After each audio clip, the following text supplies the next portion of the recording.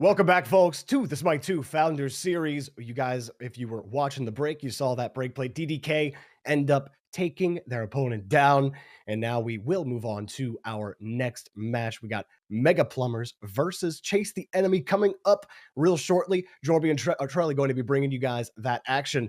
But before we get all into it, let's go ahead and swing around, Trelly. And, we got a long journey that got us to this point. We have teams in the open bracket, teams in Swiss that didn't end up making it. And so now Swiss and open bracket meet together here. And we got Chase the Enemy, who did not have the greatest time in Swiss. What's your make on this Chase the Enemy squad? As they were out in round 4 after they beat, I believe it was Threat Level Midnight in the very first round of Swiss, but then since then got O2'd out of Swiss for the next 3 matches. I mean, it's a strong squad. There's a lot of talent here in the bottom half of Swiss, which I guess now makes them the top half of the qualifiers. Probably a little bit more than half, but regardless, I just think as far as teams you have to watch out for in this bracket, there is a lot of talent that is yet to be seen, as far as I'm concerned. Like I think that there are probably some teams that we are going under the radar, and I hope that's the case, just because if we just see Ragnar squad, the Titans Reloaded squad just win out, because that's I've been asking around. I've been doing a couple interviews with the players. Like that's the squad to watch out for. But it's never that simple, right? It's never just the top end team just sweeping everyone and everyone else falling for it. So definitely a good squad to look out for. But Chase the Enemy, they still have to prove themselves, because as you said, losing out pretty early on in Swiss doesn't exactly make for the best time. Well, let's take a look at the schedule for today. This will be the EMEA schedule in particular. So you got on air, we'll be watching Chase the Enemy and Mega Plumbers here in a moment, followed up by DDK, who just won their game. They'll be up against Project Win. Followed up on Sunday, we have Threat Level Midnight versus MMB, and then Titans Reloaded versus Threat Level Midnight. So we will get a look at that team you're hearing so many good things about. We do have a couple of off-air matches as well. We'll be keeping tabs on those for you guys, letting you know what those results are as we continue throughout the day.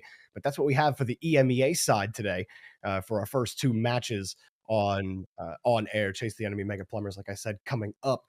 But how about DDK? They ended up not playing in round 5. It was a forfeit, and they end up winning here in the last chance qualifier. They've got a chance to still qualify for the playoffs here. How do you feel about that roster?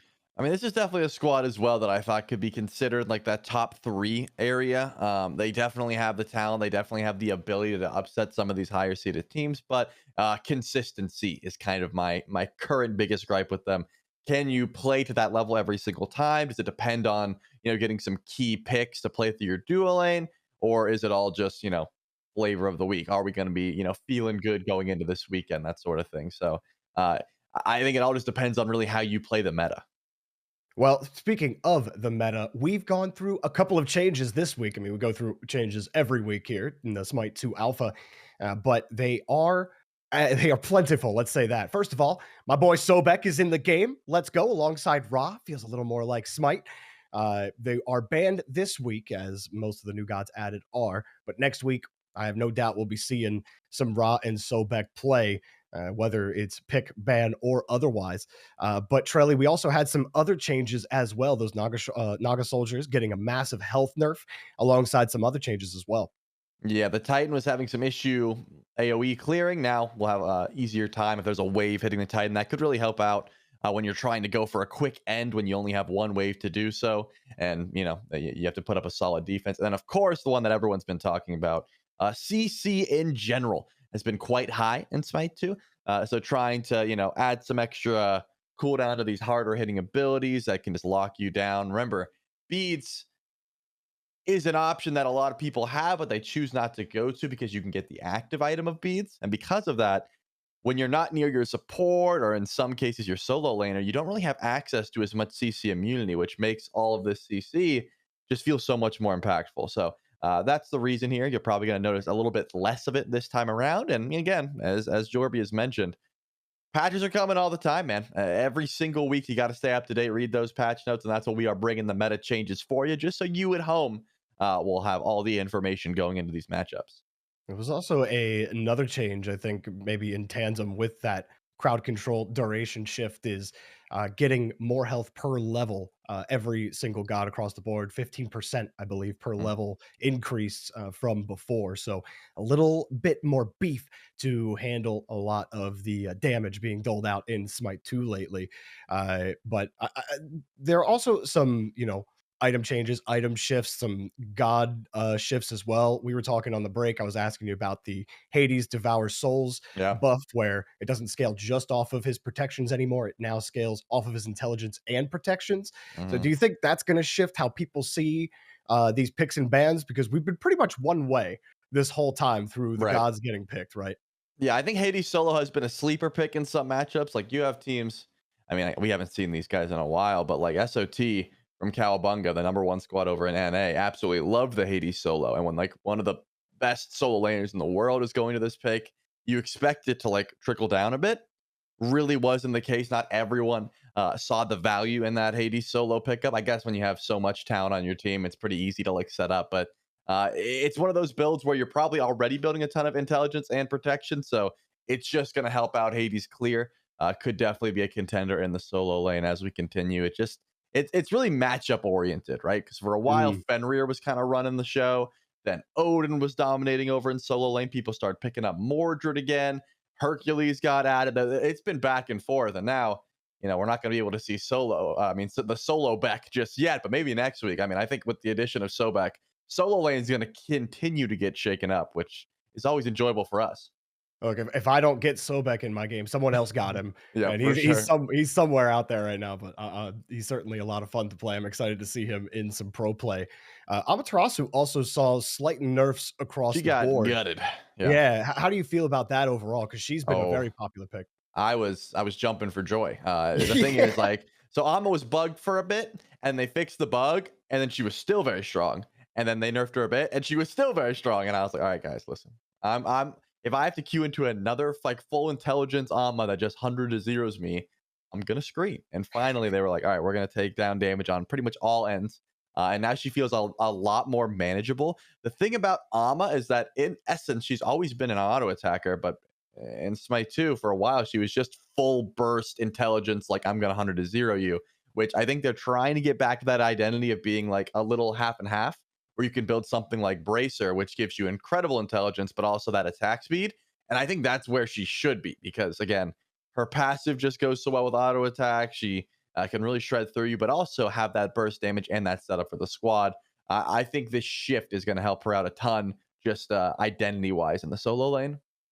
And itemization has also seen some shifts, especially in some like bruiser heavy items, right? Berserker's Shield, Gladiator's Shield saw a shift. Yep. Gladiator's Shield gets a little bit more health, and Berserker's Shield gets a lot cheaper. Granted, lost its physical protection with a slight buff in that passive physical protection that you Right.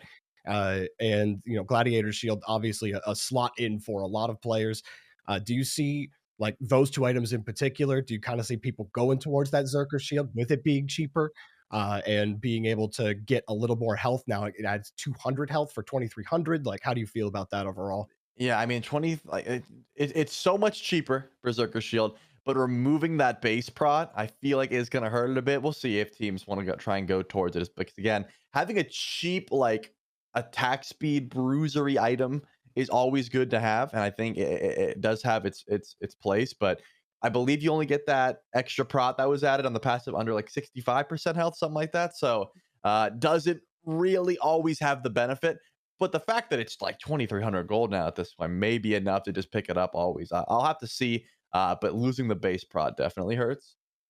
And they also a new effect on Obsidian Shard and Titan's Bane, giving you 20% penetration across all targets, non-stacking as well. I mean, marked ability of Obsidian Shard and Titan's Bane for a long time. But Hmm. switching over to those standings, as we're talking about those items, talking about those god changes, we've had a lot of matches going on. And as you can see in Group A here in the last chance qualifier, DDK had just completed their match top here at 1-0. But we got lots of matches to play here. And we've been talking about the teams a little bit. You talked about the teams that you were kind of looking at, but Titans Reloaded is not in here. So if you're looking at this, Trelly, like who to you is the biggest threat in this entire group? Well, first of all, I love the name Mega Plumbers. I've been pretty adamant about that one. DDK still absolute threats. You got to keep your eyes on them. We talked about Chase the Enemy already, but let's go Asgard and Project Win between them both. I think I need to see a little bit more. It's probably if I had to choose between them, I don't know. I think they're both pretty evenly matched at this point. But I gotta say DDK. I mean, they're the number one seed at the moment because they're the only team that has a win. But I still think that is for good reason. They have a lot of talent on that roster, and they can perform, especially in a group like this. You got to face just about everyone. It's like that round robin format, so we will see a ton of different options. But I wouldn't be surprised if we saw DDK out on top. Yeah, I mean, DDK, looking at their Swiss run, they ended up 0-2 against Smoke Break, 0-2 against, wait, who was that? Oh, no, sorry, 2-0 against MMB. Then they had another 2-0 against Old and New. But I mean, it was loss, win, and then again, round five, the forfeit. So they could have ended up qualifying through that Swiss bracket, but made it a little bit harder on themselves in this last chance qualifier. So, I think their results kind of back up what you're saying. The talent clearly there. Just some Hmm. of those games, like from like Smoke Break, who snuck in as that eighth seed in Swiss, taking them down early on. That ended up being a huge win for them. So hopefully some learning for DDK as we get into picks and bans. We're not talking about DDK though. We're talking about Chase the Enemy versus Mega Plumbers. And I am curious how this will go, Trelly, based on the players that you have here. I'm not going to ask you who's going to get banned. We're going to see who's going to get banned immediately. But do you expect any kind of compositional tendency here from either team? I mean, Kalos has been pretty consistently going to Athena, but besides that, nothing really jumps out at me. Amaterasu is actually going to be the first ban here from Chase the Enemy, which is interesting. Because again, we just talked about how she got heavily nerfed, but hey, I did say she was still prominent, and that's going to continue to be the case. Fenrir, Jingwei, Baron. Those are usually that second pick ban option, but it's going to be none of the above, Ooh. and it's going to be Odin. I always love this play because not only do you take away, a very strong pick in Odin, you pretty much give yourself the opportunity to grab two of the overpowered, strong, top bannable gods. So we'll see. Chase the Enemy have to decide between Jingwei, Baron, and Fenrir which one they want to try and first pick. And then after they do, they just go for the Zeus. I'm hyped about this. We didn't get to touch on it, but Zeus got insane buffs just on Lightning Storm and Chain Lightning. And since then, he's been a top tier mid laner. Definitely can still get camped. Definitely can still take a lot of damage and die quickly. But I was wondering how long it would take before we started to see the uptake of Zeus. Mega Plumbers can grab Baron and Fenrir, and I think they absolutely should because that would eat Zeus alive. But Staff of Mirrodin Zeus, man, it's back, and he is an absolute threat. Loki's actually getting locked. So the three gods you were expecting on the first pick, actually getting 2 out of 3 completely different. And Loki usually gets locked in pretty early. Not too surprising at all. But Fenrir actually completely dodging the bans and the first picks is surprising to me because despite the very slight brutalized nerf that he got, he is still an absolute wrecking ball. And like the fact that they're just kind of avoiding him entirely is maybe both these teams are kind of thinking a little differently about this pick ban stage. But I think, we were really liking the Zeus work we were seeing last week, Trelly, and some of the games we were casting. So it's exciting to see a little bit more of that. And Ares will get locked in alongside this Loki. Yeah, so they're just trying to find something that can punish the Zeus. Ares can certainly do it. We'll have to see how Chase the Enemy decides to go to, though. Again, you have to worry about the cripple from the Ares. Zeus doesn't really care about it. He doesn't have any sort of movement in that regard. But if you did go towards something like the Fenrir or the Hercules, for example, the chains would definitely be something you have to keep your eyes on. With Herc, though, I've seen a lot of Herc jungle since the nerfs. Again, Herc was top of the tier list solo laner for about a week, and then a lot of his cooldowns got hit, his passive got hit, his 3, things like that. So he ended up becoming more, you need to build more CDR. And where do you build CDR? In the jungle, right? Jotun's Revenge, that was a very popular item on him that did take some nerfs. Cooldown rate in general is just going to be touched up in the coming weeks. But we'll have to see if Herc is looking to be played somewhere in solo or over towards the jungle. With you, the Ymir lock-in doesn't really tell us much. Again, Ymir is traditionally played over in support, but has the ability to flex over towards solo, no problem. I'll keep my eye on the rest of that roster. It does seem like these guys, to your point, that Fenrir nerf may maybe it's been too much, you know, like maybe we don't want to go near that guy since he isn't going to be able to break out that same level of DPS as he once was. Yeah, I mean, it's interesting. I mean, it didn't see a large nerf to that damage. Just reading it again, uh, damage was reduced by about 20 per level, and a 5% reduction in scaling, 45% strength instead of 50% strength. But I mean, that could be enough early game to like make the difference between you finishing kills and the guy getting away from you with a sliver of health. So maybe it is having that kind of effect. Jingwei does finally get locked in, and definitely a different type of draft than at least I've personally witnessed in the last 2 weeks and across all the matches that have been happening over the weeks. This is definitely working out a little differently, but you got, the chase the enemy side. You're starting to get heavy into that CC, a lot of displace between that Hercules and Ymir with the heavy CC. And obviously the cripple, like you mentioned, Bacchus getting locked in here, getting a little bit of that knock up drunk action going. Yeah, I'm honestly a little bit surprised not only that we haven't seen, the Hades that we mentioned, maybe that just wasn't attractive enough out of the squads, but also Chalk got a bunch of buffs, man. I can't wait till Chalk starts sneaking his way into these P's and B's, specifically out of solo lane. I think is going to be the call. We saw a bit of Chalk jungle early on from the likes of things like adapting, saw it in the solo lane a bit from like Lord Garfield, things like that. But since then, Chalk has been pretty slept on. We'll keep our eyes on it, though, keep monitoring. The Jingwei tells me that Surin would usually be your option to line up against that, but it could be Zeus ADC, and that's always a possibility. Despite the fact that the mid lane Zeus has gotten a ton of buffs, we have still seen strength Zeus flourish, and with the Hecate, that almost locks it in for me. So, the Staff of Mirrodin auto attack Zeus I was talking about, or the Staff of Mirrodin intelligence based Zeus that I was talking about, may not be the idea here. Maybe just traditional strength crit Zeus could be the call for chase the enemy. But will this be a jungler in the last slot? It absolutely will. So probably just traditional Herc over towards solo Ymir in the duo lane, probably with a Zeus in his back. I'm just looking at like Jingwei and Ares, which is probably what we're looking at over towards that duo, because Bacchus has traditionally played over in solo. Not the greatest early pressure. Jingwei's okay. That extra attack speed certainly helps, but you're probably looking to play slow. And 10th pick, the Baron does get looked at, but a lot later than I would have expected. Yeah, I mean, some of these picks definitely a lot different than what we're used to for sure. But I mean, come on, Trell, you're telling me it's not Ymir jungle and then Herc Zeus in duo? Come on, I need someone to give me some Ymir jungle, man. Come on now. Oh man. But after seeing Ratmilk's Thanatos last week, I'm excited to see what they can do over here with this Thanatos. We'll see what Afterglow has in store. But who wins this draft in your opinion? I mean, it just depends, because I see what looks to me like a Baron mid and then probably a strength Zeus, which I don't love either. I played a bit of Baron mid myself. Definitely feel like you need some tank stats to get the full value of that kit. But, Baron is one of those picks that if you just get a bunch of cooldown rate, you're probably going to be okay.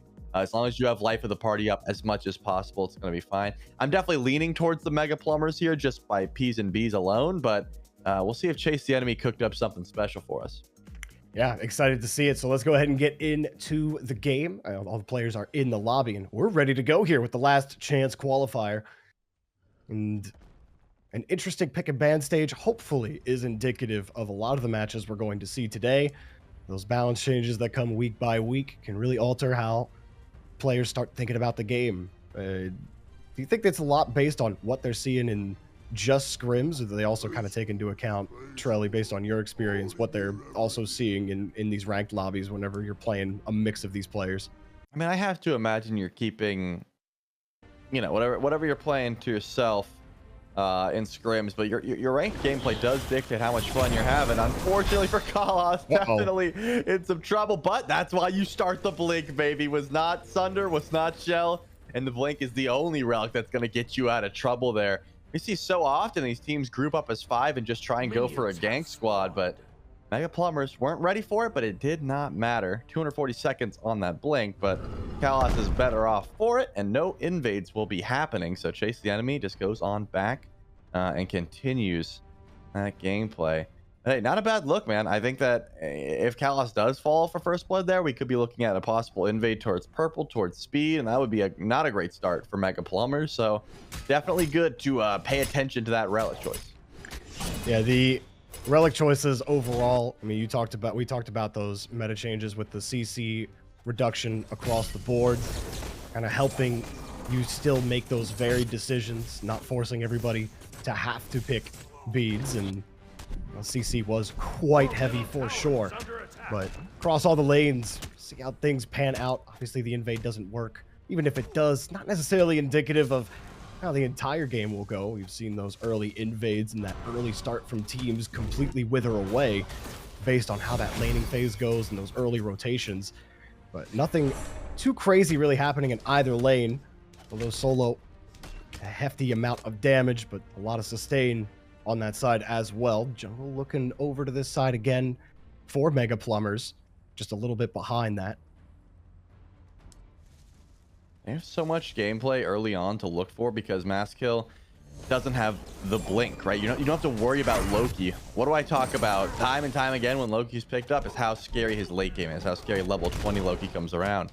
And what a lot of people like to do to try to avoid that is to get blink and like get active early, but come on, beads Loki. It seems to me like the Mega Plumbers are just really dialing it back and trying to just power farm, whereas Chase the Enemy, I think, have some ability to try and fight here.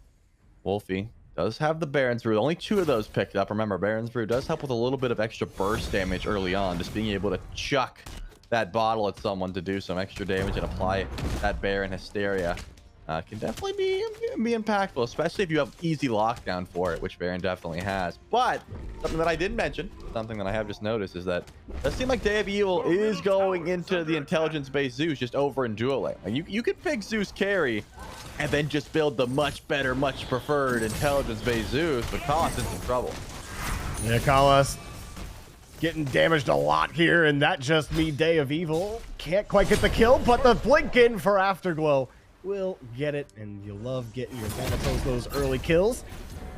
Still trades going on the other side, but that first blood for Chase the Enemy, you talked about them looking for those fights, and they definitely found the engagement. I mean, it was a nice freeze, a nice setup there. You can't get too overzealous going for those gold camps. They're worth a ton gold-wise, but don't actually give any XP, so overstaying for them, especially early on when you're just trying to get level 5, try to get access to your ultimate, not really be that much presence put towards you. Remember, I said Afterglow has the ability to get active. Now he's got a first blood under his belt, so Hovering Death will be covering soon, but when you miss the scythe, that's probably the end of your engagement. If anything, Mega Plumbers can get active. And forces a blink out of his solo lane or two. And yeah, the missed scythe, you don't get the damage. You don't really need anything else out of it, but you can't really engage off of it, like you said. Forced to retreat. Doesn't work out. And the steal, and you guys get it. There you go. There it is. Loki being annoying, and Sager will get credit for the kill on Afterglow. The invade there from Mega Plumbers works out well, and the fight's not over here. On the buff, the health just drops so fast from Fat Lip. Gets knocked out immediately, and Maskill does not care, just keeps on swinging the daggers. Kalas will get the kill. Silly Kevin goes down, and a huge rotation early on for Mega Plumbers to flip that on its head. I mean, and that all starts from, again, if Afterglow gets first blood, right? And so you think the level 5 was on the way, does not sit around and grab that extra farm. And because Maskill was able to get that buff steal you mentioned, level 5 comes through, Assassinate gets up. You go in, get 1 kill, change to Loki and Smite 2. You guys have probably already noticed it at this point, but if you're able to get 1 kill, you can start to chain them together because your vanish resets. So Maskill goes in again, does even more damage, and then one more time, thanks to the chains from Kalas, finds Silly Kevin underneath the tier 1 tower, who is just not very tanky right now. It's not as if the starter item helps that much, but the Bumbus Cudgel is not giving the tank stats that you really need to be able to live that one. And in this case, Scythe off the mark there from Afterglow. It's waiting for the freeze from Fat Lip, but just could not find it. Everyone trying to regain their ground here for Chase the Enemy. Keeping an eye on Silly Kevin over here, is it's been pretty much even. You've seen a little bit of attention, not just from the Thanatos, but also from Loki over here in the solo lane, getting a little more action than normal. On this duo side, more of these jungle camps go into Mega Plumbers, continuing to capitalize across the lanes. try to extend this early gold lead that they have. 3K up now. Silly Kevin trying to keep this Bacchus under wraps. You can see the steady and then the plummet right after that first team fight. Baron popping the ult as well. Mega Plumbers want a little bit more of it. Saw the Thanatos come down. His ult's down, gets blown apart, forced out of the fight. One death sight can still turn the tide, and everyone's rotated back in. Here's Ymir, here's Zeus, here's the ult, here's the freeze, forces the beads out. Just trying to retreat. Baron has taken a lot of damage there, but gives it right back. Wolfie doesn't care and gets the kill. That did not go the way Chase the Enemy was hoping. Yeah, those extra mitigations definitely helped out Wolfie. Able to find the pull there. Plenty of damage came through. I like the idea. I mean, Day of Evil showed up with the detonates for not landing, and why not? You got yourself a couple picks. Head on over towards the Gold Fury. No one on Chase the Enemy close enough to try and go in for a steal, so this looks absolutely free. And I love this reasoning, right? You have to be able to pull a Gold Fury this early on if you want to try and build up that lead. I mean, I've been talking about it a lot, but the Loki 1-0-3, Maskill's been a part of every single kill so far, ends up starting beat. So like, you wouldn't expect so much activity out of this Loki early on, but it's just that level of safety that has afforded Maskill the ability to go in, get out, you know, no problem, sitting at 1-0-3. The only death on the side of Mega Plumbers was on to Kalas. And because they've got that Gold Fury under their belt, now they can just chill, Jorby. They really don't have to push up. There's no real objective to look after. I would be looking at those relic timers. I mean, Slipper Slap is going to be in a little bit of trouble for the next minute and a half or so, 90 seconds on those beads. And it's not as if Fat Lip has access to the active item yet. There is true no CC immunity available. So if you step up and get too close to Wolfie, life of the party just might net you a kill. You know, Fat Lip's going to take a quick look over at that mid lane. That leaves Zeus alone in a 1v2. Forces the air result. A little bit of trouble, forces the Zeus ult out as well. But only so much you can do here if you're Day of Evil. Zany will get the kill and off the air result, take advantage of Fat Lip on the rotation. I saw Kalas just eat that entire Zeus ult, and bro's HP did not change. Like, that is a ridiculous amount of tank stats, and unfortunately a not ridiculous amount of damage coming from Day of Evil. And unfortunately, that's what happens when you build something like Book of Thoth. It is a scaling item. It does not come online right away. It takes some time. I may see some action early. I definitely heard a Loki ult and a Thanatos ult just to get out. Make sure you're using it for safety. Afterglow. Also, all the damage there coming from Maskill. I mean, think about that jungler matchup too. Like the fact that the Loki gets online before this Thanatos. I mean, it's so much harder for Thanatos to come back. I mean, you need early game dominance. You're picking Thanatos. You're trying to win in the first 5 minutes. Well, you lost it. And now what are you supposed to do? And that's the thing. Like, again, you started Blink, which told me you wanted to fight early. You wanted to scrap. Now you're getting out traded. You're 2 levels behind. Your itemization can't really keep up. And I think you do have to ult every single time you hear Maskill pop out Assassinates. If not, you're probably getting 100 to 0. Another look towards mid lane. Fat Lip still staying there. In this lane, though, not going much better for Chase the Enemy. Definitely have some work to do on that side. Silly Kevin has actually had some problems actually whittling Sager out of that lane entirely. Every time we look over, it's always a health advantage for Sager, always able to apply that pressure. Fight for the jungle camp to wall out. Fat Lip is in some trouble. There's 3 of the enemy around and nobody around to save you. You can pop the shell, but it doesn't matter. You will fall to Kalas. And the Ares working out here for Mega Plumbers. Everything really working out for Mega Plumbers so far. I mean, you can see the XP differential throughout, 5,000 in favor of Mega Plumbers, and it just, you know, it becomes much more apparent when you look at the levels. And Wolfie's up 2, Maskill's up 2, Sager's up 2. I mean, probably 1.5 for Sager, but Silly Kevin not really looking for the farm, and Day of Evil not really looking for their life. And this is what I was talking about, man. First pick Zeus is a bit shocking to me, and I know he's strong, but duo lane Zeus even worse in my opinion. Like mid lane Zeus, you don't have to run as far to get out of trouble. The mid lane is just infinitely shorter. Oh my goodness, the Sager, he might be able to find a kill here. Hold on, yeah, well, the burp until I get a hands on it. Yeah, you better get out. Oh, he's dead anyways. Oh, wow. Sager going big on the Bacchus, and Silly Kevin's in some trouble too. That is some excellent Bacchus gameplay. Maskill will still take Silly Kevin down. and it is getting into Raffle Stomp territory right now for Mega Plumbers. That lip will only deny them a little bit more, but you're going to lose almost every camp here, as Day of Evil also gets zoned out. Every Zeus ult has been defensive. Like you said, this duo lane not working out for him. He just gets so close. Like Wolfie feels confident just invading back camps as a Baron mid, which is a bit ridiculous. But hey, there's no real fear because who's going to kill you? 10K, right? So yeah, who's going to kill you? Like it's not Slipper Slap because that man has a Book of Thoth to his name. Whereas if you look at Wolfie, Book of Thoth, double the stacks, Chronos Pendant, working on even more cooldown rate. The itemization is it's just not there. For anyone on Chase the Enemy at the moment. And Old Fury's already back up. Life of the party is here, forcing out both of the ultimates. Even though Cal is still plunging forward here, just trying to find some damage. Does that wall even matter? Surrounded by 3. Can you get Ares down? He's barely half health. Well, pops the ult, has a little bit of health, and everybody will beads out of that one.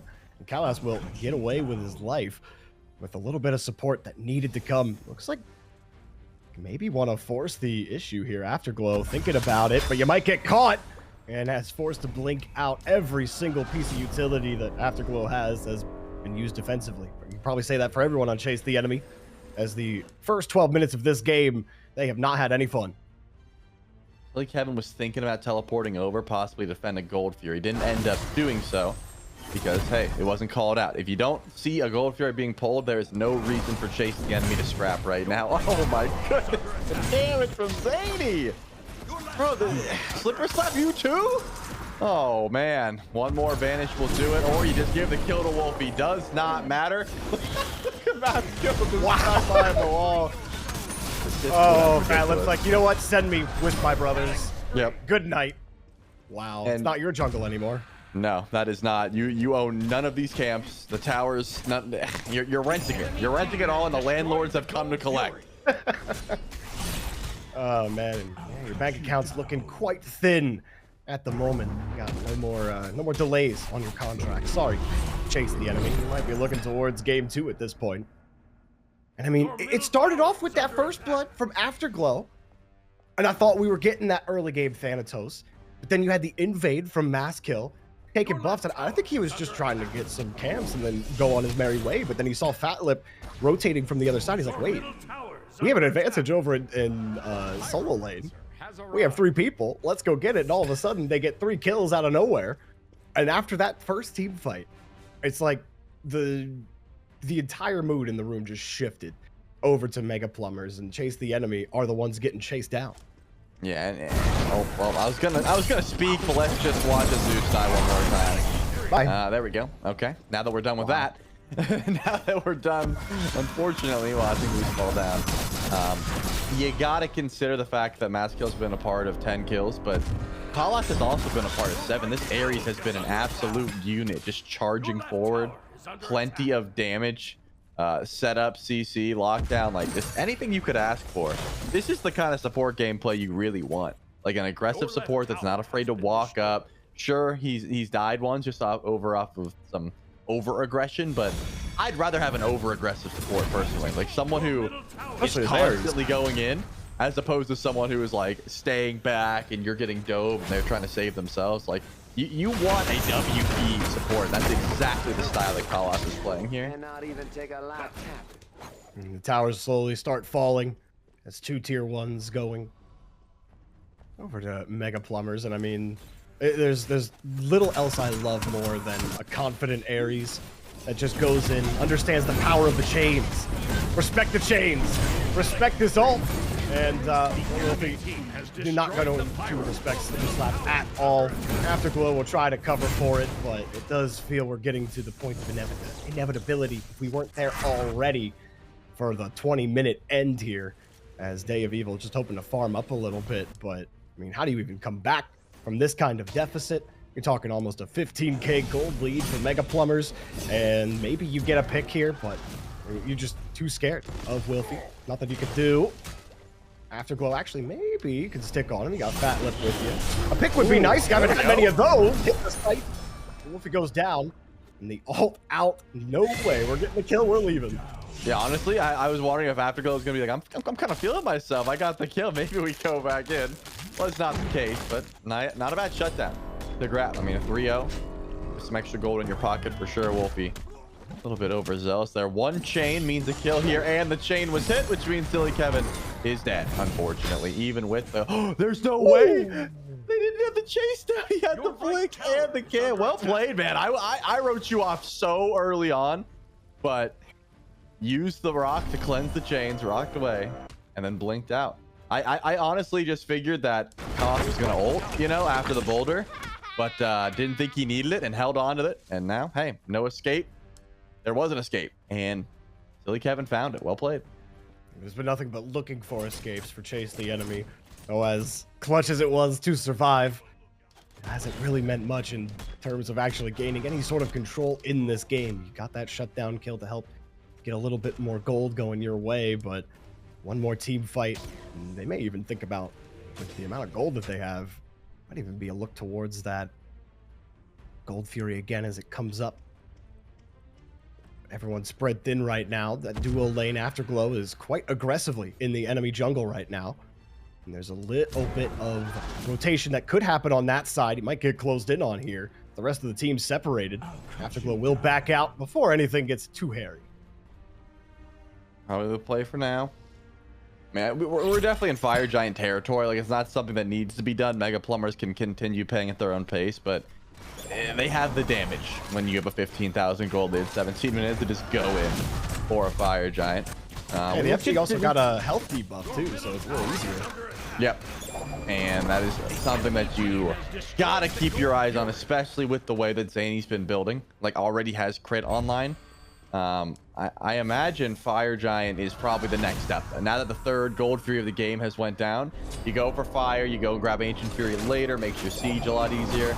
But I think the ADCs will tell you that tale. Keep your eye on Zany, watch where the Jingwei goes. If she heads over towards right lane, you can believe an objective is in their future. But for now, just trying to get those last minute power spikes. Just itemization alone, though, is ridiculous. I mean, look at Wolfie. He fell down, but he's got full Obsidian Shard already picked up, 4 items, and Slipper Slap has 2 and not even a fully stacked Book of Thoth. Like, the damage alone is just not comparable. Like, you really have to be out of position to die here. He won't get caught this time. I mean, even just the levels too. Like, you're talking, I mean, for a little bit, Callus was actually ahead of Afterglow in levels. It's not the case anymore, but they will start on this Fire Giant. Fatlip getting completely zoned out, and it looks like it's pretty much going to be completely free as the Baron ult.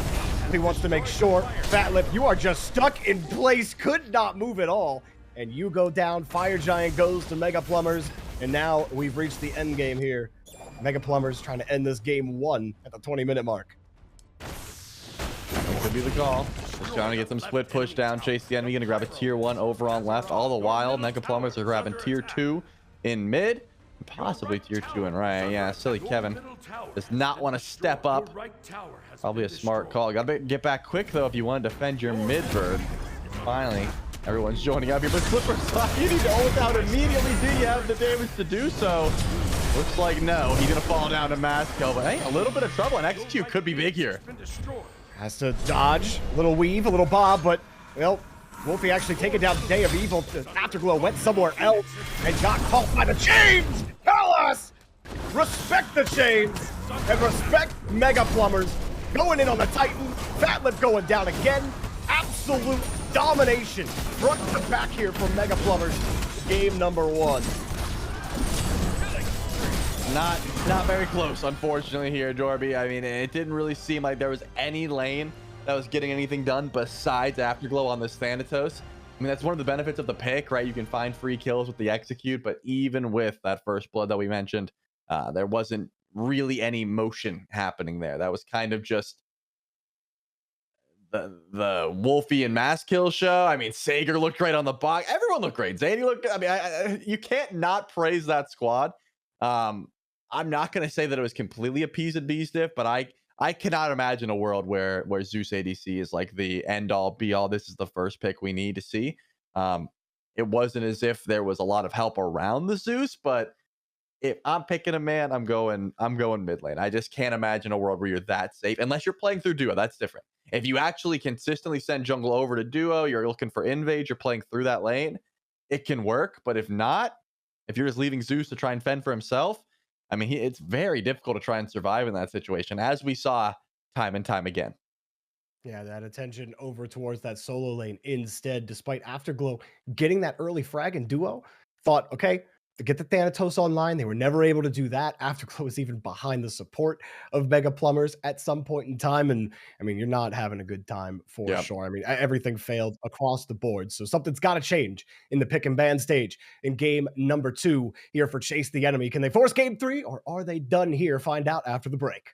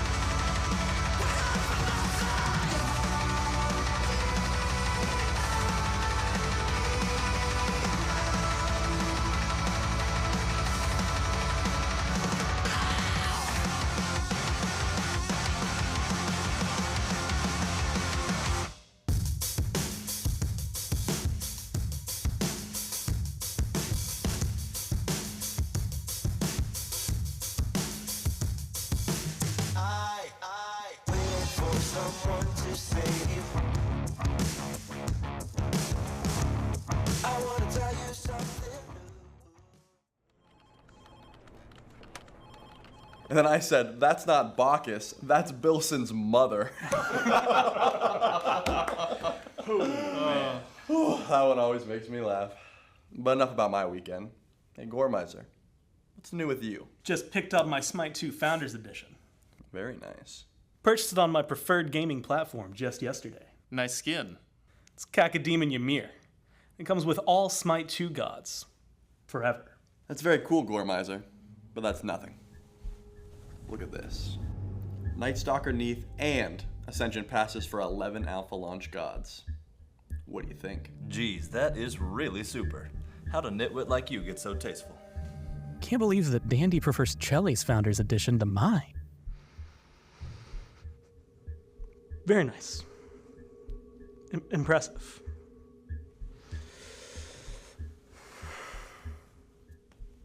Let's see J-Max Founder Edition.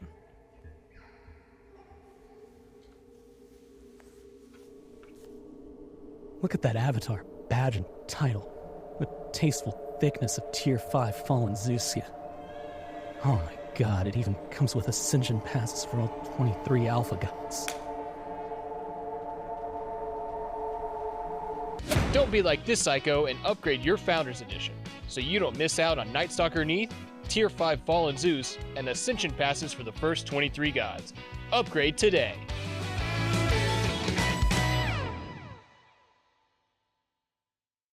Upgrade your Founders Edition today. You can even get just the access to all gods forever with that god pack. Not even worrying about those Ascension passes. But if you did want to get those launch Ascension passes, you absolutely can. As you see here with the Deluxe and Ultimate Editions as well, the god pack continues to be the best deal that you can get in any MOBA. So, lots of gods are getting added, right? We're adding gods at a quick pace here. In Smite, the Ra and Sobek are here, not in the free rotation, so you need that god pack if you want to play with them. Smite 2, definitely pick that up if you're enjoying the game, and I absolutely recommend it. I have the god pack. It's a great time, Trelly. It absolutely is. And you know what? I'm sorry if you've seen that video and you're like, hey, I want to be like J-Mac. I want to be like the cool Ultimate Founders Edition because that's the best value. But there's a lot of other options there if you don't want to spend that much. So just make sure you check them out. Speaking of checking out, kind of seemed like one team was checked out there in game number one. A lot of action, Dorby, but a lot of bloodshed as well. Didn't really see too much back and forth in that one. Yeah, when we look at the stats for it, it's just going to look completely one-sided, and there's really only so much you can really say, right? But it had got to sing the praises of Masskill early on. Getting those early gank kills, the early invades that he had really helped get the ball rolling down the hill for them. And quietly, I would say, Sager in the solo lane, keeping Kevin in check for most of that game, was out leveling him and out farming him for a little while, and forced Silly Kevin to be a lot more defensive. And without that Hercules being a force early on as well, I mean, there's nothing that Chase the Enemy could really do to come back. Yeah, and that's the other thing as well. Like, if you had more of like a late game slanted composition, maybe you would feel a bit better. As the game continues, like, okay, maybe we're down a bit, but we can, come online. We'll get a good fire giant pick. We'll camp around. You guys go for gold. We'll fight over here. But I think that Mega Plumbers had the late game locked in as well. It just seemed like every avenue of this game, from minute one to minute done, despite the first blood that Afterglow was able to grab on the Thanatos, wasn't really seeing too much action there. So definitely keep your eyes on the P's and B's when this comes around, because I think, again, you got to look for some sort of more pressure from Chase the Enemy if they do decide to go in for that first pick slot. I like the attempt of the Zeus. Again, he has seen some buffs. He's very strong right now in the right hands, but I'm still locked in on mid lane. Like the duo lane is just too long. If Zeus steps up, there's a lot of grass on that side of the map where if he steps up to try and clear and be safe, you're just going to get like absolutely dove. So unless you're playing through duo lane hardcore, keep him in mid. And again, if you're too just worried about things like the Fenrir, like if the nerfs were just too much and the Amaterasu is still at the top of your tier list, I still think there was a lot you could have tried to prioritize to make that game seem better I mean, Loki, you can't really miss anything on Loki, right? He's about as easy as it gets for a jungler, whereas unfortunately I saw some death sites fall off the mark there that maybe could have changed some fights. So you grab yourself the easiest jungler, right? Like that is also a way that you can improve your chances. I don't think we're out of the woods here. There's definitely some room to fight back if you're chasing the enemy, but you got to do yourself some favors and peace. Yeah, it really, we were both kind of questioning it, not even just on the Zeus, but really the entire composition was wondering, like, is that really going to work? So as we get into the picks and bans for game number 2, let's see what that strategy will be for Chase the Enemy this time. We'll see if Fenrir continues to be avoided by both squads. Amaterasu will get banned immediately again from Chase the Enemy, so they still don't like her. They don't want anything to do with her. Out of that, and no Mega Plumbers picking for you. Yep, not gonna be the case. So remember, you have the option to change things up. The answer is no. Odin is still going to be that option. So Chase the Enemy here is where you can. Never mind. Never mind. No, here's where you can change the course of history. And the chase, or the course of history, will not be changed. It will be exactly what you thought it was going to be. Mega Plumbers, do you change it up though? Is there anything that you wanted to do differently? Do you want to win faster? Do you want to win slower? You know, you have everything in your control here for your top 2. But it was an immediate Ares last time, and I don't think I'm gonna ever complain about that because Kalos looked great on it. Yeah, no, for sure. Loki gets locked in first, and much like Zeus himself, I feel like this pick is very stubborn from Chase the Enemy. It's the exact same. Are we sure, production, that we didn't just like loop the previous pick ban stage? Well, here's where they're gonna switch it up. Right here. Here's where it's gonna be different. We're not gonna see. There we go. Okay, see, that's different. Huge. That's not bad. Yeah, the Baron, taking away the Baron from Wolfie. I think it's a great look. It was something that I highlighted probably should have been higher picked from Chase the Enemy in game number 1, and they definitely took it away, so I love to see that. We will not see the Hekate mid unless this is a support Baron, which is totally fine. Solo Baron even. There are options for it, but you know, keep your eyes peeled. And they are learning. They're just locked in on Zeus. Maybe it's Zeus mid because Jingwei got picked, so different lane for the Zeus also could be an option that I would not be upset about in the slightest, but Sager getting his Bacchus back. I'm a little bit upset about that one because he looked disgusting on it. Yeah, he was pretty nasty on the Bacchus. But the definitely means Baron support here, right? So Baron Zeus in the duo lane for Chase the Enemy, and CERN actually getting locked in this time with the Jingwei taken away, which is what you always say is the natural follow-up pick to Jingwei. Some and gods now will Chase the never Enemy for their learn, last 2. You but need a we little must bit of do our front line, best to and they'll teach get them Athena. anyway. So maybe Athena jungle here, Trelly? Yeah, definitely could be the case. I got to see this last pickup though, because I think we got Baron, Jingwei duo, Zeus mid, Hades solo, Athena support. No, wait, hold on. Yeah, Athena jungle, Baron support, and Hades solo. That makes more sense to me. Took me a second. Again, for Smite 2 in particular, like in Smite 1, I was down to call the drafts from like every pick. In Smite 2, I have to see your full drafts because Baron can play like 4 roles at this point. Zeus can play like a couple roles. Jingwei pretty much just duo. I've seen a bit of mid. Athena can definitely play like 4 roles. So just keep your eyes peeled until the final draft has been revealed. I love me some Nuwa. Never going to complain about that pick. Has a great time into Zeus. Is okay into Baron. You can ult the ult, but you know, Baron is going to usually have a lot more cooldown than a Nuwa would, so you can't do it every single time. But I think Nuwa is just safe farm, right? You're able to send out the fog, send out your minions, stay back under tower. When there's things like an Athena running around that could dash taunt you from the jungle and half health you with a full burst build, probably better to have, you know, these ranged mages that can clear from a distance. I hate Nuwa, man. I know she's like one of the most popular gods. I know that, you know, she's got so much that's good to her, but man, it's fine. It's fine. You can have the Nuwa. We'll see how it goes. I do like the comp a lot better here from Chase the Enemy, and you were talking about, you know, a lot of these gods being able to play multiple roles, and I love that we've kind of leaned into that with Smite 2 and trying to enable as many play styles and as much skill expression as possible on these gods. You're not locked into any sort of archetype on a lot of them, and so you get to play some things, and then things will get popular immediately. Like Baron support, very popular, and seeing Athena go all over the place as well. Even in Smite 1, Athena jungle was a thing, so You know, it's not something that people were unfamiliar with before, but it's one of my favorite parts of Smite 2 is seeing so much more out of the other gods that traditionally get, you know, hammered into a singular lane. So it's been one of my favorite aspects of the game so far. Exactly. So much skill expression and so much, diversity in picks. So remember, Kalos almost got picked out before the game even started last time, was able to blink out. Not going to see the 5-man grouping, though, from Chase the Enemy. They're taking this one a bit slower. I hope that doesn't mean that their confidence was killed.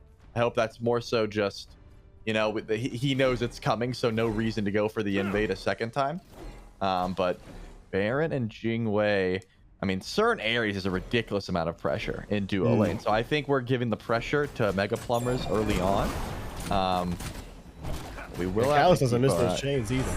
Yeah, exactly. That's the thing. Like, so much damage is going to come through, as well as CERN with like the enhanced autos and the root. Like, there's a lot of action. Keep your eyes on Zany for sure. Middle tower is under attack. It did take a little bit for the makeup of the match to start revealing itself. It is a much different look in composition.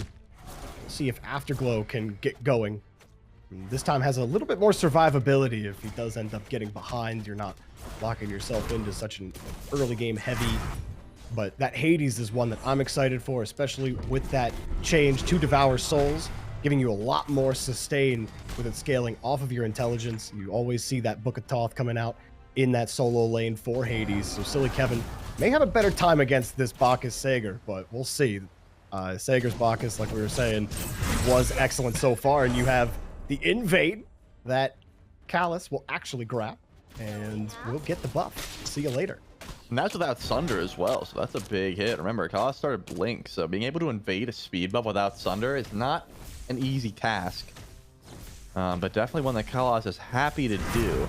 Something else to mention is the fact that Sager didn't start beads of any sort, so at level 5, Silly Kevin could just like wait for a flop, go in for the ult, and set up an easy gank over towards duo lane. So also consider the fact that there's a lot of damage coming to Wolfie. There's the snap. Can you find the return kill though? That's a good Aegis mass kill. Already got one. You can get your advantage back. Is that enough to find the kill though, is the question. It might be.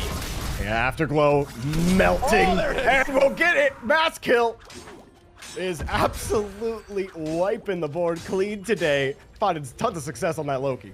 Yeah, I mean, hey, you got Aegis if you're Slipper Slap, which stalls out a lot more than a Beads would, so I don't really know why Wolfie went in for that option. I guess fearing the taunt and the Hades ult, but Aegis would have bought the time to let Mass Kill get that kill and have you survive. Unfortunately, just not useful enough early on. But hey, I'm taking that trade. I'm giving 2 kills over to Mass Kill every day of the week, and I'm not upset about it. Like, I think Wolfie's just fine. One of the benefits of Nuwa, again, safe farm, and you can be useful even from behind. Like that ultimate giving vision, applying things like Divine Ruin or Soul Reaver. Like there's just a lot of benefits to Nuwa, even if you fall early to a kill. So you're setting up for Mass Kill. Not going to be something I'm ever complaining about. Oh, excellent chain usage there from Kalas. Gave Zany an easy kill onto the Jingwei. And we talked about Kalas not being afraid to be aggressive as Ares. He's especially potent early on.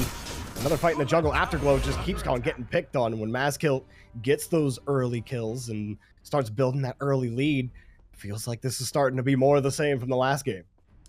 Does seem like it, and I see no sign of stopping anytime soon either. Like the snowball, we're starting to see the snowball start to form. My goodness, Beads being forced in solo as well. I was gonna say Afterglow, like as an Athena, you have the benefit of being able to like have that global presence. You can sort of use that to your advantage. Ult over to right, ult over to left. I feel like Kevin though is debating on dashing in. He did dash in. Well, he was so weak, but he was able to find it. Got the ult out for sure, but paid for it with his life, and I don't even think they're gonna get anything out of it. On the other side, near the Fire Giant Sager, they're hoping they can finally get it, so you do get something out of this, and they do eventually take him down. It takes a while, but Slipper Slap will take it, and that's the only thing you could really do. No fear for Mega Plumbers on these dives, on these ganks, but gotta find ways to trade it. It was a great initiation there from Silly Kevin, like you said, to at least give him a chance to take Sager down. Yeah, I mean, if Kevin was able to wait like a couple more seconds, Slipper Slap would have been there to follow up on Mass Kill as well, and that could have been big, but unfortunately just could not find it. Once again, Kalas going for this invade. Man, this is like the most annoying type of support to go against. The guy that not only is incredibly aggressive and like an absolute threat to everyone, but the one whose specific goal is to make the jungler's life miserable. Like, Afterglow is going to keep showing up to speed, seeing it's gone, and then seeing Ares wearing it and be like, oh man, like what am I supposed to do? I'm trying to help my solo laner who's getting aggressed on, and my support is invading, like the enemy support is invading my speed. Can someone help me, please? Comes like, why is Ares here again? Team, where are we? Yep. I can feel the frustration from here for sure. Kalas, I know he's got to have a giant smile on your face. Feels great going as that Ares and invade all the time. And I think with the ult as well, Sager got the camp, but at what cost? Ult goes out, Afterglow gets the kill, and Sager goes down twice now. A little bit more attention shown over to him, but in the mid lane, Wolfie actually picking up a kill, and this forces Slipper Slap back a little bit. Well, Slipper Slap is dead, excuse me. They'll force Dave getting everybody wrong here on the bear. My God. I think I'm still waking up a little bit. Yeah, you had 3 more chances. I got my colors flipped. I'm not trying it again. Well, Gold Fury started up, and it looks like it's gonna go down. There could be a reach steal attempt. No dash channeled. Does not seem like Afterglow even wanted to attempt to go in for. You're walking up though. That's the mean end of a chain. Is there any sort of follow-up here? A little bit of damage from Zane. Does he have to dash? He sure does. Finds the kill. All the while, Maskill picked up one as well. Might as well grab Day. 4 dead. Dorby. 4 dead and a Gold Fury.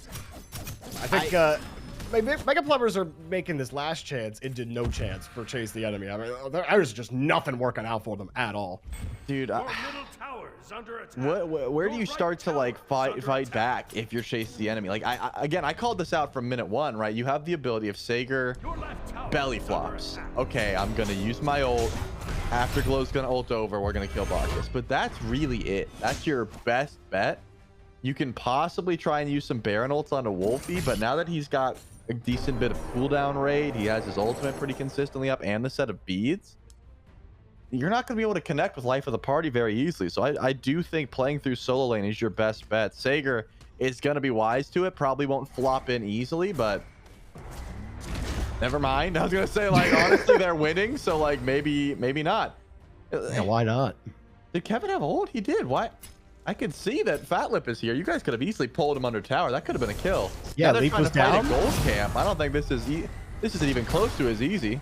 Yeah, he's got his leap back now, so Bro's going in. He's a one-man Sager army. holding on it. He does not care. Maybe you get a call out, but nobody really looks like they're going to be coming over. Sager happily will sit back as you got that war horn. You can sit back for just a little bit longer while they clear it out. Kalas continues to harass Afterglow, who has been unable to unshackle these chains all really match long across 2 games, and you just keep getting zoned out, fought out. There's nothing you can really do about it. Not to mention, not getting speeds either. Yeah. Those also belong to Kalas. I did see him wearing one around his belt, so probably pretty hyped to at least have 1 buff to his name, but regardless, something to watch out for. Kalas still stepping forward, doing plenty of damage to that chain, and the body blocks are good. And Fat Lip is not good. Is there an Ares ultimate coming through? No escape could have been used, but decided against it for the time being. There it is. Stone into the pole. No time to pull back in the Aegis, and the shielding will help, but will it help enough? No, it will not. Good night. Zany will get it. Zany will get everybody. Afterglow goes down, and that should be the tier 1. Well, Mega Plumbers, it's been easy, does it? No matter what they try, everything really seems to work out for them. And it really starts with this Kalas. Ares has been dictating a lot of the fights, has been putting on not just pressure in lane, pressure in the jungle, pressure in every single lane almost. You haven't seen much action towards that solo lane, but you haven't needed to when you're able to win these other 2 fights so well. These rotations from Kalas have been excellent, and they have not had really any answer for the chains. Beads ain't helping you. Your defensive items aren't helping you. Really, Ares is just dominating this lobby. God of War indeed. Yep, and it's not looking like it's going to stop anytime soon. Only one Gold Fury so far. Once it spawns back in, I do assume there will be some more. There's a little bit of an ultimate coming through. Do you have any way to survive? The answer, of course, being no. Silly Kevin. Tricks are for kids, and you're not allowed back over in your solo lane. Do we see some more chains, though, Jorby? Of course. That question doesn't need an answer. He can't enter his jungle without getting chained. Yeah. I think the last 3 times Afterglow's come back, why is Callus in my face at my tier 2 jungle? And see you later, Fat Lip. That's been the story. 10 minutes by in. himself, just owning support, like. Surely you know that they're all in your jungle at this point. We can't go without the buddy system, right? Right, but it's only one. That's my point. Like, you think like Day of Evil would be there and be like, hey, I can help too. We can both step up. Not there. Not gonna happen. And Tower seems to be where the Jingwei will be chilling for the time being. Man, listen, I know the picks are similar, Jorby, but this is seeming very similar to game number 1 as well. Like, not just the pick, just about everything. Yeah. Not been pretty at all. And meanwhile, you are big chilling in mid if you're Wolfie, as you face almost no pressure. You get actually complete zoning potential on your own. Nuwa, that's ahead with those minions. Zany just getting a kill for free. Day of Evil. It's actually a day of good, I guess, because Evil has taken a back step and is sleeping a little bit. You know what? I like that. I was trying to figure out where you were going with it, but I like the landing. Gold Fairy once again started up. Silly Kevin in some trouble. You got to figure out where you want to go if you're Afterglow. Do you ult right? Do you ult left? Looks like you don't ult at all. You just let your solo laner just solo. Afterglow had the ult. He just didn't want to use it. He's like, bro, I'm not helping you. And look at his build, by the way. Like, he's full Fizz Prot, Mystical, and Breastplate. Like, they have magical damage. Like, I need you to understand that there are 4 magicals in a Jingwei, and Sager went 2 physical defense items. Like, he is not tanky to the double, like the jungle solo combo, and it doesn't matter. They're not killing him. Yeah, I think this Sager Bacchus needs to be studied. Get him in a lab, figure out what in the world, how are you making that work? And we look at the rest of the map, and we're like, oh, well, I guess Mega Plumbers, they're just different. As the ult will come out, but doesn't even matter, as Callus will actually force all the CC immunity out, and Fat Lip will finally get a frag onto Callus, and will immediately look towards that side, but there is nothing for them to fight for with that Gold Fury already going down in full dominance on the map. Otherwise, you just hope for a pick and leave, and maybe you could start the fight back, but that 11k, almost 13 minutes in, it's probably not going to end up the best for you. Meanwhile, Sager just hanging out in a 1v4. Big chillin', like you said, only 2 physical protection items, but actually takes all 5. Bacchus still sitting. Sager does not care. No way you don't live, right? Oh, okay, man. thank you very much, Day of Evil, for collecting that frag, but man, it took a while. It sure did, and he had flop for such a long time. I thought he was trying to go over the wall, but I guess just could not set up for it, unfortunately, there. Regardless, let's make it out just fine. Picking up a second kill for Chase the enemy. They have some ways back into this game, as I mentioned. I do love to see it. Just the fact that they are not giving up. They are still finding picks whenever necessary. But the question now becomes, like, how easy is that for you to continue that trend? Are you able to build off of it with no Gold Furies up? Do we have an answer for Callus? Also a good question to ask everyone, because so far he has just been kind of playing as second jungler, and second jungler is a scary thought. He's died once already.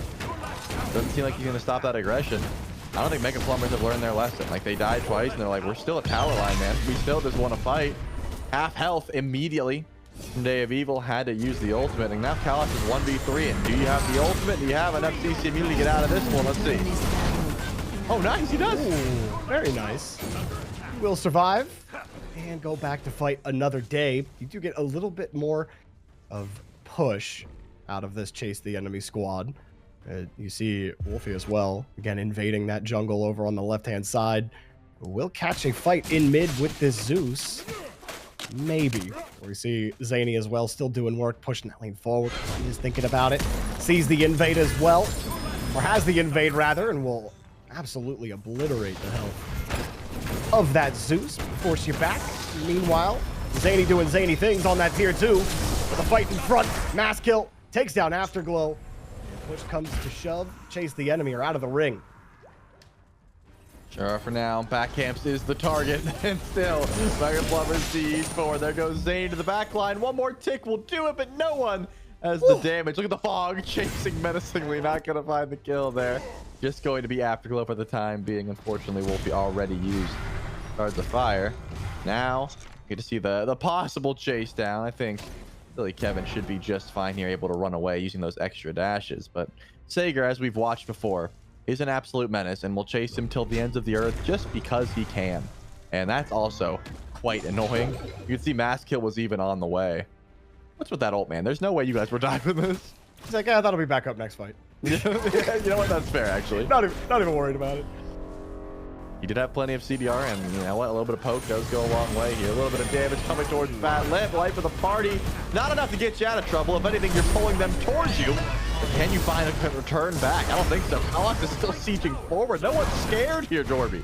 Yeah, but his teammates getting zoned out right now. Zany trying to find a way back into the fight. Kalas still taking a lot of that damage. Zany does not care. Gonna cover and actually do a lot of damage onto Silly Kevin, but will pop the ult, force him to leave. But the help has arrived, and Kalas comes right back in. Kevin gets deleted. Chase the enemy. They do start chasing him down. Slipper slap takes down Zany. That's a big frag to turn around. Get this kill. That Gold Fury available as well, but they're forced out. They're too scared, even despite the health bars. Slowly actually going away from them. Maybe you could get a little bit of Jingwei action there, but Afterglow's completely out of the fight without that CC available. Wolfie will push forward, and hopefully to catch you with the minions. Still have Wolfie hanging out here in the jungle. Pop the ult for a little more damage, but that's all you're going to get. No kills out of it. Just sitting here in front of you, like, what are you going to do about it, Fatlet?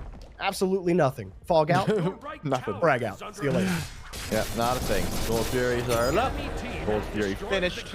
That's the third of the game here for the Mega Plumbers. That gold lead has climbed to 15,000. Very similar to game number 1. What was it, 19 minutes? Or was it a little bit later than that? I think it was 19 Yeah, I minutes. think it was like right at 19 minutes. Yeah. Okay, so we have 2 minutes, give or take, for Mega Plumbers to run down Fire Giant and try and end this game in one fell swoop. See if it's possible. Looking at the build, a little bit different this time. Zany does not have crit. Opted to go for the more int-based build. Has the Executioner, went into Braggy's Harp and Bracer, of course, which is always good, but it will be slower on Fire Giant. I am just going to yap through this because there's no way Sager's really in danger unless he tries to flop back in again. And you know what? I wouldn't put it past him because that is just kind of the guy he is. A little bit of a chase down, though. Is anyone coming to help him? I don't think so. Well, they went... I guess they took their sweet time getting there. They went for Pyromancer first. I thought Mega Plumbers were walking over here. Now Wolfie's in trouble. Jeez, the trickle in is really going to hurt him here. That will only delay the inevitable, but hang on, some support has arrived.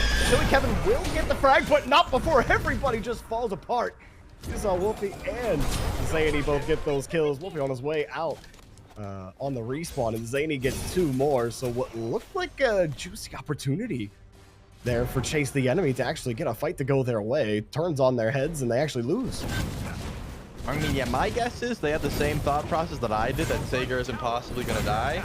And then they remembered that Sager built full Fizdie into 4 magical characters. They're like, well, I guess he can be killed. The beats helped, and of course the Spirit Robe finally helping out. This Bacchus is getting tankier by the minute, but Fire Giant has finally started up. Again, gonna go a little bit slowly. No crit chance available for the Mega Plumbers just yet, but no one really alive. Do you sit back and you let Wolfie get it? No, Wolfie spawned in 1 second and they just killed Fire Giant, man. That's BM. They did that on purpose. If I'm Wolfie, I'm so angry. They're like, guys, really? Come on now. And they're like, what? You don't need it, bro. We're fine. You don't need it. You died, bro. Shouldn't have died. What are you worried about? Stay alive. Get good. Honestly, that's what I would have said. I would have said get good. That's how I know you're a true gamer. Yep, of course. True gaming is Mega Plumbers here, though. The pipes are clean. No clogs to be found. Chase the enemy. Their bathroom getting flooded. And you've got no easy way to clean up the mess. As you're just sitting back at your Phoenixes. And you hope for a pick, but it takes all 5 of you to kill a Bacchus that isn't even itemizing against you. He's just itemizing the way he wants and having the game that he wants, and everyone else also really pulling their work in. Quiet work from Wolfie and Lanua as well, but to me, the hero of this game is Kalas. I think his Ares has been so nasty. They've had no answer for it. So aggressive, constantly zoning out Afterglow, who didn't think he'd be facing double jungle and mostly seeing Ares for a lot of the game. Now Kalas will ult, but everybody will be out of it. Forces CC immune out of Baron, and they'll actually find a little bit of a pick there, but will get out of harm's way before actually getting the kill. And Mass Kill was hoping to get a pick there, but they happy to get the Phoenix and forces everybody back, wondering if they're going to push, try to end now. It looks like they want to secure all these Phoenixes before finally going in here at the 20-minute mark. A smart call, but Chase the Enemy still has a way back in this game. No ultimates available for the time being except for Wolfie's, which will get you out of trouble every day of the week. Right Bird is the target. Those minions from Nuwa and a Runic Bomb will definitely help, and it seems like Chase the Enemy might have to give this one up because they don't really want to try and step forward. Do we have any timers here? No escape almost up. Can Kalas stall long enough to find a pull? That is the question. Remember, he's got the Xerxes Hexstone, so he could just bore in and find an ult. With his low health bar, seems like tier 1 and tier 2, or sorry, just the tier 2, maybe more of a target, but you're in range, you can toss it back. And a little bit of trouble, but just tanky enough. Doesn't matter. Kalas will go down. Kevin gets that frag, but meanwhile, over the left Phoenix, Sager's having his food. Day of Evil now gone, and that's pretty much the story for Chase the Enemy. If you're not losing completely, you're only getting a trade, and typically in Mega Plumber's favor, that's a 1-to-1. You do get that Kalas down for a little bit longer. The towers fall. This last Phoenix, the last standing bastion for Chase the Enemy. The tower defense has not been going well for them. They've gotten completely flooded, completely dominated. Zany is having an absolute, feast. He's feasted. Mass kill also. There's just no answer. Chase the Enemy, again, completely ran out of this lobby. You can wait for a little while, but you won't be waiting too long here. A 22k gold lead. How many kills? Take your pick. It doesn't matter. Pick your poison. Out of all 5 of these players, everybody has stepped up one point or another and Chase the Enemy. They got curb stomped. See you later, silly Kevin. This should be enough, man. They got 11 seconds on the respawn. Only Day of Evil to try and keep the Titan alive. It's gonna be a little bit quicker than last time, but remember, everyone's gone. You can see Zany and Kalas are here. You don't have tanks to tank the Titan. Is there even enough damage to find the respawn here? Maybe not. And with the ult as well from Zeus, Slipper Slap, finding ways to get the kills. Afterglow takes down Sager, and that Titan lives with a slither of his life. No one stick around. No, but stop the back too, Wolfie. It's gonna be a little bit of trouble here. Kalas has to show up if he wants to try and save his mid laner. Goes up to the sky to stun. You gotta kill Wolfie here, though. You gotta find the new one. Who's gonna be the last hitter? Can anyone chase him down? He's too quick. Actually gonna stay in the fight as well. Wolfie taking down Day of Evil and swinging it right back around as Zany gets involved in the fun. And oh, that's an absolute disaster. Chase the Enemy, we're getting those kills, and Wolfie somehow is staying alive, beats out of it, and Zany cleans it all up. Silly Kevin finally gets Wolfie, but it's too little, too late. Zany wipes everybody down with a triple kill. There's the quadra kill, and that is the double win in the games for Mega Plumbers. They will take down Chase the Enemy, no problem. What a play at the end of the game. Huge from Mega Plumbers. I cannot believe how long Wolfie lived there. Not only was it was a good defensive chase of the enemy. They all spawned at the perfect time. There was no minions, no tanks alive still. So it was kind of just like, hey, do you want to try and end? Sure. And then the juke shoes. Unfortunately, Baron missed so many abilities there. But hey, Wolfie was invisible. You never know where Nuwa is. I mean, she has to be in the fog, but like she could be anywhere in the fog. So well played there from Wolfie and well played there from Mega Plumbers. 2 very quick games. Second one a little bit longer than the first one, but still very decisive, and love the play style there. I tend to agree with you, Jorby. My MVP is Kalas as well. This Ares probably shouldn't be going back into his hands. If you don't want to just be like overwhelmingly aggressed upon, I wouldn't be giving that Ares up. No. Not at all. Yeah, Kalas putting the mega in Plumbers for sure. What I'm curious about is, again, how stacked the the post game stats are, which we will have in a second. But in the last game, nobody even got over 10k damage on Chase the Plumbers. They might have actually gotten it this time. They got a little more in those team fights. You But said Chase the Plumbers. Which team you talking about? or chase the enemy. I'm sorry, man. They tried to chase the Plumbers, but you know, I was trying they to caught the figure out. crack. I was like, wait, which team is it? Yeah. Mega the enemy or Chase the Plumbers? Which one's he referring to? Yeah, I'm I did having see a time today, man. No, it's all right. I think that was like 30k from Wolfie, I believe, player damage wise. So, I think Silly Kevin might have been in the thick of it a little bit there. Yeah, 14k, not bad. Almost 20 out of Slipper Slap, but it really was the tale of just letting everyone on the side of Mega Plumbers kind of just go in. 3 and 5 though out of Sager. I'm gonna need some more. I think we need to keep Sager on a tighter leash. This Bacchus was kind of just doing whatever he wanted there with the lead that was given. But sometimes that's what happens when you get like a fed tank and you just let them run free. Sometimes they go a little bit too hard, but it's all in the nature of creating opportunities and plays for the team. And hey, shouts out to Zany, man. Had a great Jingwei game number 1. Gets the quadra killed end game number 2 with 14, 1, and 7. I mean, definitely not a bad look. That's pretty nasty for sure. And look, Sager's job is like, I'm just going to 1v5. And if it takes you 12 seconds to kill me, that's a you problem, not a me problem. So I'm excited to see more of that Sager in the last chance qualifiers. But what a way to start, which really felt like a pub stomp here in the last chance qualifiers. Let's take a quick look at those standings here in Group A of EMEA. So definitely look out for Mega Plumbers in their next match. You have Project Win taking down Let's Go Asgard again 2-0. We got DDK versus Project Win coming up next, and that should be a fun one for sure. Trelly, I don't want you to, reveal the sauce a little too early before we actually talk about that match, but we saw a little bit of DDK in that game number 2. Project Win. How do you feel about that team against them? You think we're in pub stomp territory again? No, I think we're gonna have a closer game. DDK definitely still the favorites. They are trying to continue in the top of the standings, which I think they're set up decently well for. But Project Win, definitely a squad that can bring it. So no, I'm not saying like we're gonna see a similar. It's not going to be a repeat of what we just watched, but I definitely have to lean a little bit more towards DDK. Just being realistic, I'm more confident in their abilities. But hey, anything could happen, as we've talked about a ton. The meta is constantly changing, constantly shifting. The teams that adapt quickly are the ones that are on top. So it doesn't mean that Project Win can't come in and just absolutely own. That's something I hope we see.